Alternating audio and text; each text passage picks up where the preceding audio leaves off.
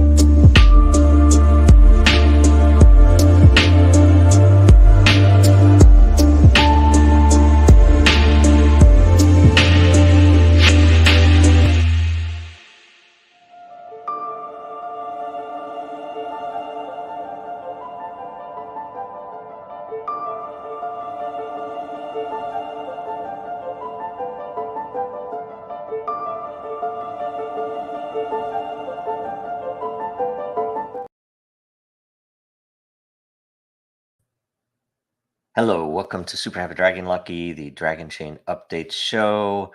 This is episode 0xdb, DickDB, the 220th episode. Reminder, nothing on the show is financial advice. And do stay tuned after the updates for an AMA. So we'll get started with Dragonchain Updates, this week's distribution of Super Happy Dragon Lucky governance lot NFTs. The last week's episode produced 268 lot. There were 2 questions for 44 lot each. There was 1 featured post for 44 lot, and the host received 44 lot. And Dragonchain received 90 lot. Next, we go to Den.social Updates. The October 2023 LCP results are now in. The number 1 layer proposal by lore committed was quantum computers with 1.4 million lore and 29 unique voters, nominated by Aladita in May of 2021. It was a long time ago. And the number 1 layer proposal by unique voter was the Fair Contests layer at 242.6 thousand, 242,000 lore committed and 34 unique voters, nominated by VivTech in December of 2020. That's crazy. Next, on Coffee with Den, it was postponed again last night. Dave's still working out a new schedule.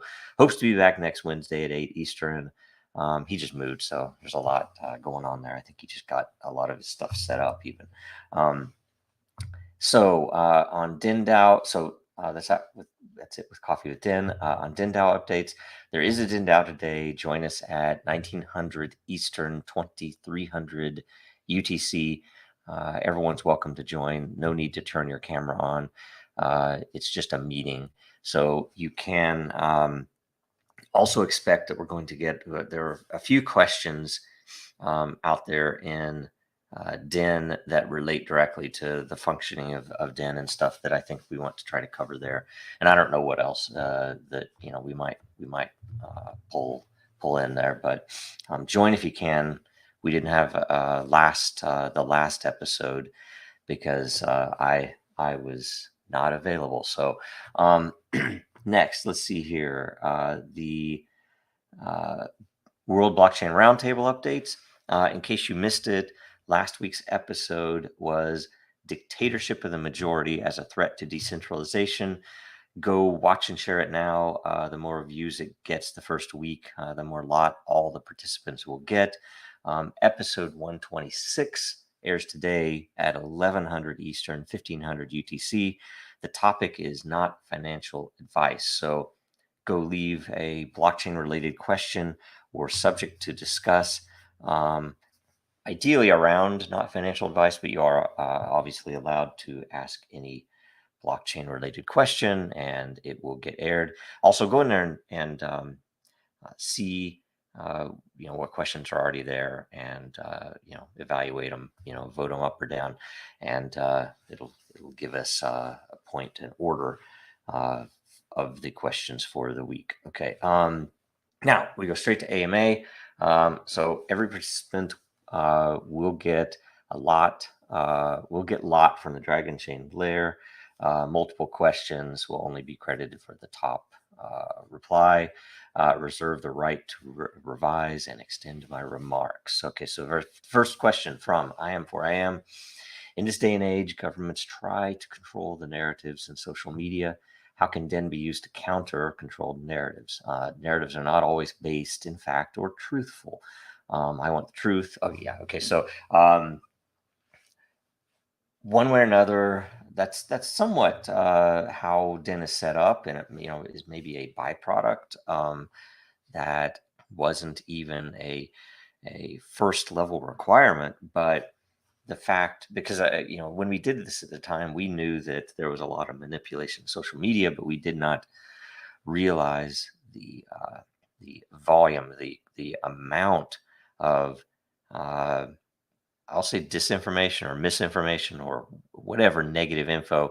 And it's not even that I care that some information is out there that I might disagree with, or even if it isn't true, but we know now from the Twitter files and from various other sources how well that the government was. We actually don't know how much. We know that it was a lot, and we know that it was a lot more than expected. That the U.S. government, at least, and I do believe that there's information about other governments in Europe and Middle East and Asia actually manipulating, either by paying them off or by how do I say, by scaring them in some cases to do certain things. Frankly, mostly to remove content or to ban users, that type of thing. In the U.S., it's very unconstitutional. In the U.S., there are definite laws against it, and yet it happened, and we know it happened, and still, you think anything's going to be done about it? Probably not. And half the reason we know about the volume is because of Musk buying Twitter and releasing some of that information. I still don't know why. If it were me and that happened with Den, you would think that you would release that to public so that you could essentially allow everyone to mine it for what those communications were. Who was targeted, why were they targeted, how much, what's the volume, what are the metrics there. But we can't all had to go through one journalist for some weird reason. I don't know why that would be. It seems very questionable for someone who's touting a goal of free speech and openness and transparency and all the rest of that. So anyway, Den is made so that it would be much harder to do that. You wouldn't be able to come in and tell.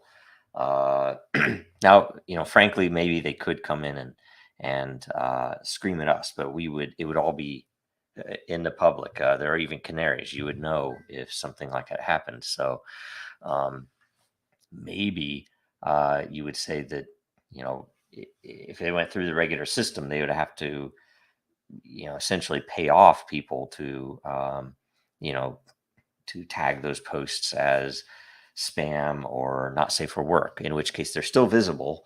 And there are some cases where, and I can't remember what all the DENDAO votes were, but where it is allowed for administrative actions if there's something that is actually bad, or well, I don't know what the terminology would be. So there are ways to do it. So maybe you are warranted. Maybe this concern is real. So or valuable. So we should look at that and figure out, okay, how do we handle this? Because you have to be able to handle the cases that we all do want to handle, where it is actually illegal content or something that maybe doxing somebody, or death threats. Death threats are a thing they happen, and maybe there is something there, but I would still say it should be public, right? I mean, if somebody had uh, um, a threat out to us that we have to do this, you would know. And if it was a gag order, we would probably shut the whole site down or something, at least our part of it, right? So it can still be run by somebody else, right?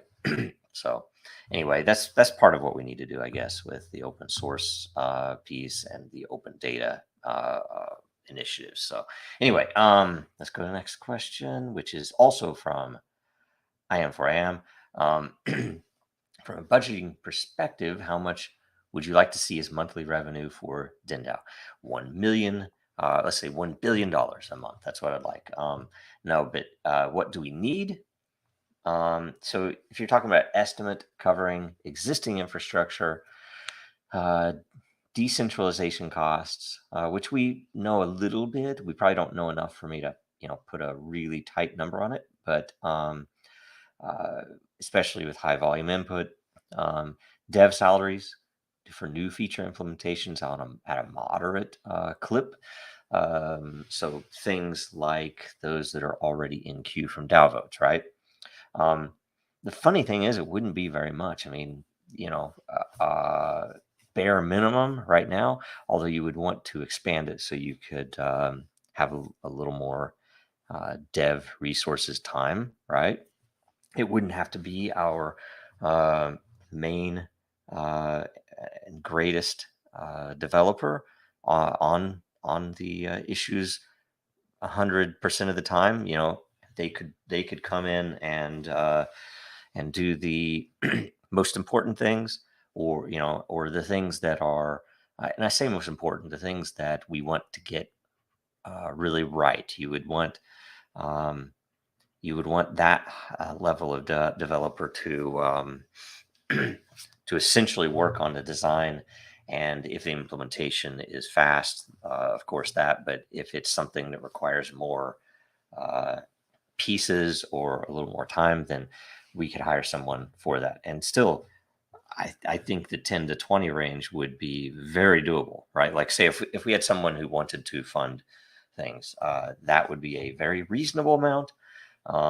And speaking of that, that's another question. What would be the compensation for someone contributing like that? My assumption is it would be uh, uh, creation of lot for the governance. So, okay, I'm putting money in, I should have some level of say in what happens in the future on Den, right? Um, that they could have some exposure there. And the great thing is, um, the community wouldn't have to be too concerned, because you still have 2/3 of governance votes being behavior. So this person who might be getting a chunk of governance in the founder, or I do like to call it the builder vote, would also need to participate in the actual functioning of Den to get very much weight, right?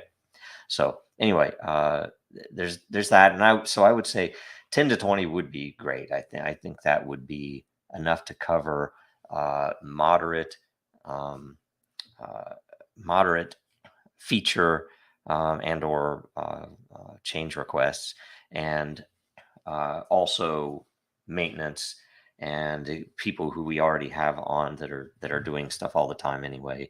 We'd be able to pay for all of those things, and we might even be able to pay for those with less. I mean, right now our hosting, infrastructure, things like that is remarkably lower than it was before.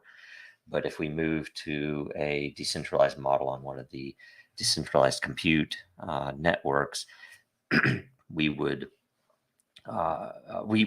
incur some costs, and we don't know exactly, but it looks like kind of bare minimum we should expect something between.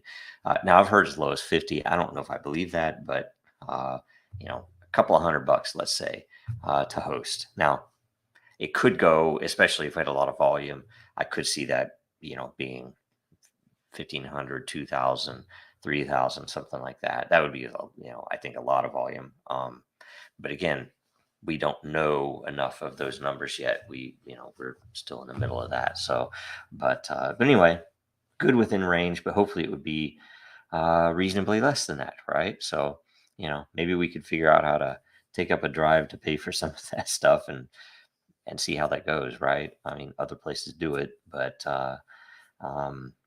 it's not really the most fun thing to do, right? So, okay, so that's all the questions, I do believe. Yes, it's the end of the. In closing, make sure you get some Dragonchain and Den merch at dragonchain.store. Make sure you contribute if you are able to Dragonchain's legal fund at legalfund.dragonchain.com. Make sure you watch Super Happy Dragon Lucky next week at 10 o'clock Eastern, 1400 UTC. And make sure you watch World Blockchain Roundtable today at 1100 Eastern, 1500 UTC. And by the way, the Super Happy Dragon Lucky, there is a slight chance that that time gets moved because I will be on travel, and I'm going to try to host the show from where I am, but I don't know yet what kind of comms I'm going to have. So there is a chance that there will be a sub, and it might have to be, there's a chance it might have to be later in the day. We don't know yet. So we'll let you know. Just watch for the posts, and make sure that you follow Dragonchain, Real Denizens, Jojo Row on Twitter, LinkedIn, and Den.social. Make sure you like, comment, subscribe, and share the show. Thanks so much. Talk soon. Bye. Now, more than ever, our data is at risk. Our supply chains are in jeopardy. Our systems are broken, and businesses feel powerless. Dragonchain gives you a different way, a safer way, a better way, and you have power over your data. Dragonchain gives you proof in an untrusted world. Build now at dragonchain.com. America's blockchain.